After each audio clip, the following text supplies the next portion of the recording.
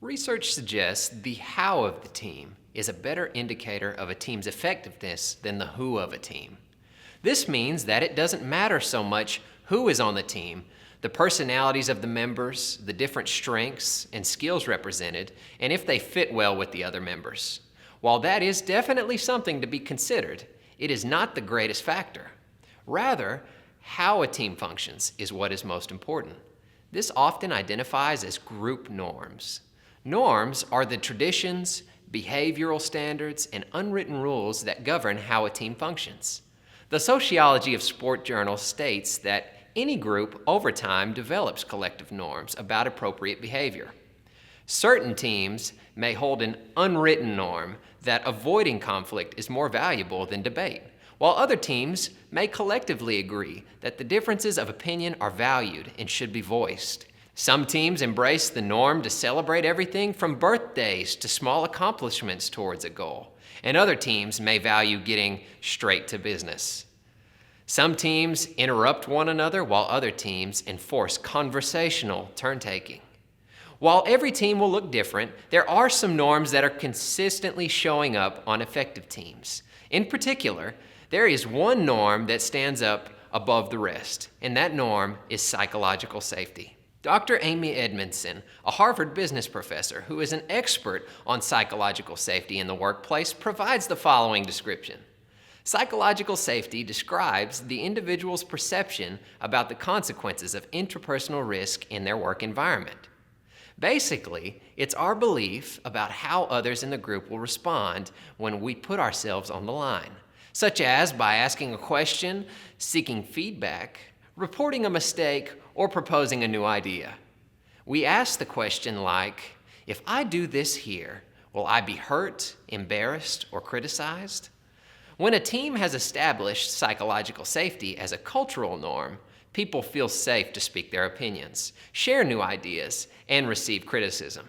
Let's take a look at a video on psychological safety within a team that Charles Duhigg, author of Smarter, Faster, Better, is overseeing.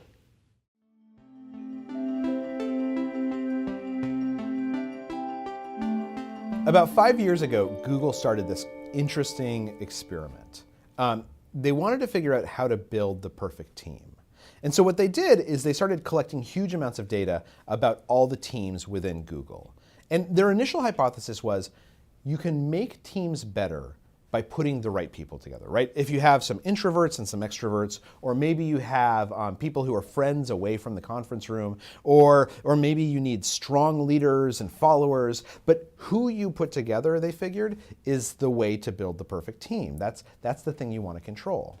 So they collected all of their data, they spent millions of dollars and years looking at this stuff, and they couldn't find any correlation between who was on a team and whether that team was effective or not. So they decided to start looking at this question in a completely different way. They started focusing, instead of who is on the team, they started looking at how the team interacts. We've all felt this before, that maybe away from a team setting we're really outgoing, but then when we sit down we kind of are more sedate because that's how the team behaves. Or maybe there's a group norm that it's okay for people to interrupt each other. Or maybe it's the alternative, that the group norm is that everyone takes turns talking, or you stay on the agenda, or you start the meeting by gossiping. Groups develop these unwritten rules, and that's how they function. And it turns out those group norms, that was the thing that determined whether a team was successful or not. In particular, there were two norms that seemed to have a huge influence on whether a team could work together and really become productive. The first was what's known as equality in conversational turn-taking. What this basically means is, does everyone at the table get a chance to speak up? We've all been in team meetings where half the table is quiet, right? Maybe some expert is in the room, and when a question comes up, they just talk for 10 or 15 minutes and they tell everyone what they ought to do. That might be really efficient, but that's terrible for a team. The best teams, it turns out, are ones where everyone at the table, regardless of whether they're they know what they're talking about or not, feels like they have an opportunity to make their voice heard. The second norm, the second behavior that makes groups more effective is what's known as high social sensitivity. Essentially, can I pick up on how you're thinking and feeling based on nonverbal cues? If you've got your arms crossed, do I say to you, hey Jim, it looks like you're kind of like not super into this idea. Can you tell us about that? Or if you look super enthusiastic, do I say, Susan, you look really like you like this idea. Like, tell me what you think we should do next. The way that we encourage equality in conversational turn-taking and high social sensitivity is sometimes by doing these things like gossiping with each other, or allowing someone to talk even if maybe they're not an expert on a topic, or getting to know each other in a way that if someone takes the conversation off agenda, we say, hey, I understand that this is important to you, go with it for a little while. In other words, the teams that at a glance look most productive oftentimes aren't. But if you can create this conversational turn-taking, equality of voices, if you can convince people to really listen to each other by being sensitive to the nonverbal cues we're giving off, then you create psychological safety. And psychological safety is the single greatest determinant in whether a team comes together or whether it falls apart. One of my favorite examples of psychological safety and a team really coming together is the early days of Saturday Night Live.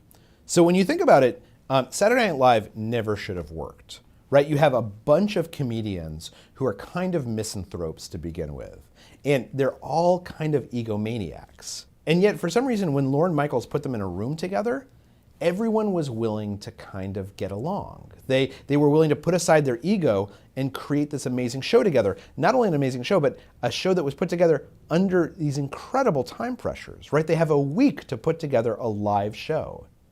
And when I talked to the early writers and performers on Saturday Night Live and I asked them why this happened, all of them said the same thing: because of Lorne Michaels. So Lorne Michaels has this very unique way of running meetings. He sits down and the meeting starts, and what he'll do is he'll make everyone go around the table and say something. And if someone hasn't spoken up in a little while, Lorne Michaels will actually stop the meeting and he'll say, Susie, I noticed that you haven't chimed in. Like, what are you thinking about right now? And if somebody looks upset, if an actor looks like he's having a bad day, or a writer sort of seems like they're pissed off, Lorne Michaels will again stop the meeting and he'll actually take that person out of the room and he'll say, look, it looks like something's going on that's bugging you. Like, let's talk about it. What's happening in your life? Now, what's crazy about this is that this actually makes meetings kind of go on forever.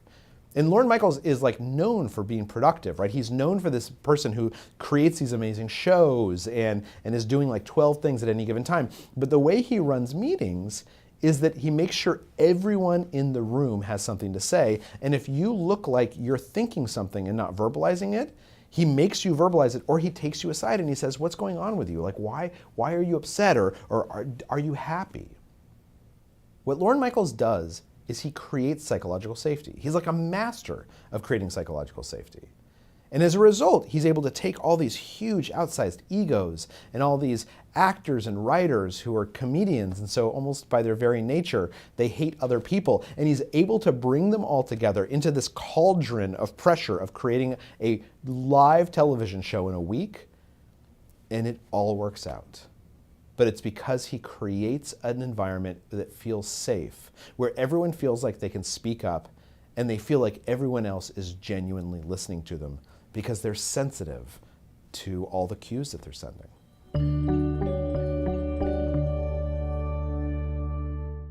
Here are some practical tips for developing psychological safety as a norm within your team. Number 1. Keep tabs on how many times each person speaks up during a team meeting and manage it so that it is relatively even. Do not end the meeting until everyone has at least said one thing. Number 2, celebrate ideas. One of the most important aspects of teamwork is a celebration of ideas. Let's be honest, you might not feel that every idea or suggestion is a great one or the most suitable to meet the needs of the group. Within each idea lies a spark of greatness, which can be fanned into a flame of brilliance. Celebrating all input creates psychological safety. I love what Greg McKeown says about inviting everyone's best thinking and ideas. Simply put, When you invite people's best thinking and lead like a multiplier, your team will give you more. More discretionary effort, more mental and physical energy, and more of the fresh ideas critical for long-term success.